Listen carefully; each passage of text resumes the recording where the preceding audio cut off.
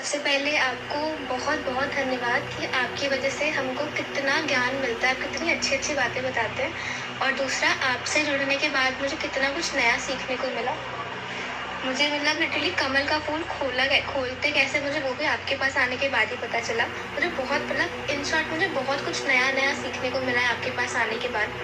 तो गुरुजी, मैं एक और प्रश्न पूछना चाहती हूँ कि जैसे लगभग पिछले डेढ़ 1 वर्ष हो गए मैं राधा कृष्ण की ओर बहुत ज़्यादा आकर्षित हो रही हूँ। मतलब एक तरह से मुझे कृष्ण से प्रेम हो चुका है।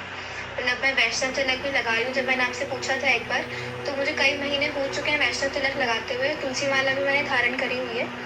तो ये कि राधा कृष्ण से मुझे प्रेम हो चुका है। उन दोनों की भक्ति के बिना मेरा कोई भी दिन बीतता ही नहीं है पिछले बहुत लंबे समय से। तो मेरा ये प्रश्न है कि मैं जब भी उनकी आँखों में देखती हूँ या राधा कृष्ण के दर्शन करती हूँ, तो अपने आप पता नहीं क्यों मेरी आँखों में आँसू आ जाते हैं। और बार-बार बस एक ही लाइन निकलती है उनको देखते हुए कि मुझे बस आप दोनों चाहिए, मुझे आपकी भक्ति चाहिए और मुझे बस आप वृंदावन बुला लो, बरसाना बुला लो। तो मतलब उनको लेके मेरे मन में अब ऐसी भावना जागृत होती है कि मेरे लिए इन दोनों के सिवा और कोई पूरी दुनिया में बचा ही नहीं है। लाइक ये दोनों मेरे सब कुछ हो चुके हैं पिछले बहुत लंबे समय से। तो मेरा ये प्रश्न है कि ये जो भावुकता है, जो एकदम से हो जाती है, मतलब कोई रीज़न नहीं होता है इसके पीछे, लेकिन अपने आप आँसू आ जाते हैं इन दोनों को देख के। और कोई रीज़न नहीं कि मतलब मैं इनसे कुछ माँग रही हूँ या मुझे कुछ चाहिए। मैं बस हमेशा इन्हें एक चीज़ कहती हूँ उन्हें देखते हुए कि मुझे बस आपका धाम चाहिए, मैं बस आपके धाम में आना चाहती हूँ, वहीं में बसना चाहती हूँ। तो मैं पूछना चाहती हूँ कि इस भावुकता का क्या मतलब है? ये भावुकता का क्या कारण होता है? बहुत अच्छा है, बहुत शुभ है। और ये हमारे परमात्मिक पथ पर जब हम आगे बढ़ते हैं उसके संकेत हैं, उसके बारे में बताता है। तो सब अच्छा है, लेकिन इसमें एक बात ये होती है कि जब हम परमात्मा के कोई भी स्वरूप हों, भगवान विष्णु के अवतार हैं भगवान श्री कृष्ण, और राधा कृष्ण की बात आपने की है, तो इसमें कोई ऐसी अच्छी बात है, लेकिन मैं ये मानता हूँ कि भगवान, आपने उनको बाद में चुना, उन्होंने आपको पहले चुना। उन्होंने आपके हृदय में पहले जोत जगाई जिससे आपका मन में ऐसे विचार आए और इस बात मार्ग पर आप चले और इसमें आप जुड़ी और ये सारा काम आप कर रही हैं और लगभग सभी अनुष्ठानों में पाती भी हैं। तो लेकिन बरसाने में बस जाने से या वृंदावन में बस जाने से या द्वारका में बस जाने से कुछ नहीं होगा।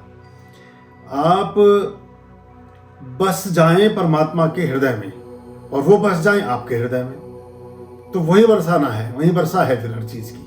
वो ज़्यादा अच्छा होगा, क्योंकि इसमें मैंने देखा है कि इस तरह के हम बहुत अगर एक भावनात्मक उद्वेग में अगर ऐसी चीज़ें सोचते हैं, तो वहाँ जब आप रियलिटी ग्राउंड में जाकर के देखेंगे तो आपके मन में फिर बने बनाए ड्रीम्स जो हैं वो खंडित होते हैं। बहुत अच्छा भी है, बहुत सब कुछ ठीक भी है, सब है, लेकिन ये परमात्मा का पद थोड़ा अड़ा टेढ़ा भी है।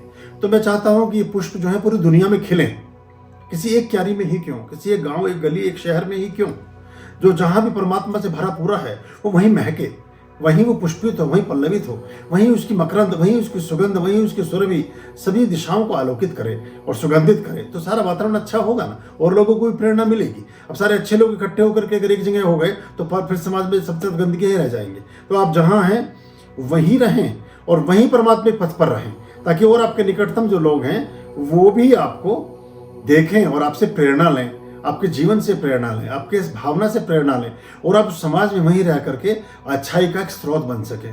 बीच बाजार में सभी तरह के प्रलोभनों के बीच बाजार में सभी तरह के प्रभावों के मध्य, बीच बाजार में सभी तरह के अभावों के साथ, और बीच बाजार में सभी तरह की समस्याओं के साथ जब आप अपने पथ पर अडिग होते हैं, अपने मूल्यों के साथ रहते हैं, अपने जीवन में परमात्मिक पथ के जो भी उसूल हैं, जो भी उसके मानदंड हैं, जो भी उसके नीति नियम और कायदे कानून हैं, उस पर बने रहते हैं और उसके साथ अपने जीवन को संचालित करते हैं, तो ये बहुत बड़ी बात है। जंगल में जाकर के पहुंच जाओ और जाके हिमालय में बस जाओ, वो बहुत आसान है, लेकिन उस सभी तरह के विपरीत वर्तुलों के बीच अडिग रहना ये बड़ी बात है। तो ये इसको मैं ऐसा सोचता हूँ। तो आप जहाँ हैं वहीं रह करके ही परमात्मा के अंग संग रहें, वो बहुत अच्छा लगता है और उससे ही जीवन अधिक बेहतर होता है।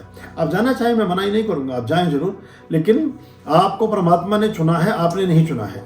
तो जब उन्होंने आपको चुना है तो आप जहाँ हैं वहीं उस सच्चाई और अच्छाई का प्रकाश फैलाने की कोशिश करें, वो ज़्यादा मैं सार्थक समझता हूँ।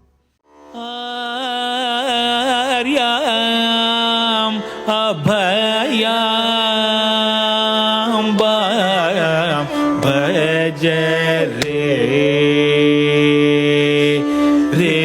चित्त संततम्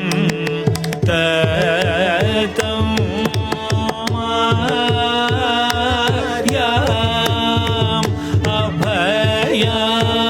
अभयाम्बा भज रे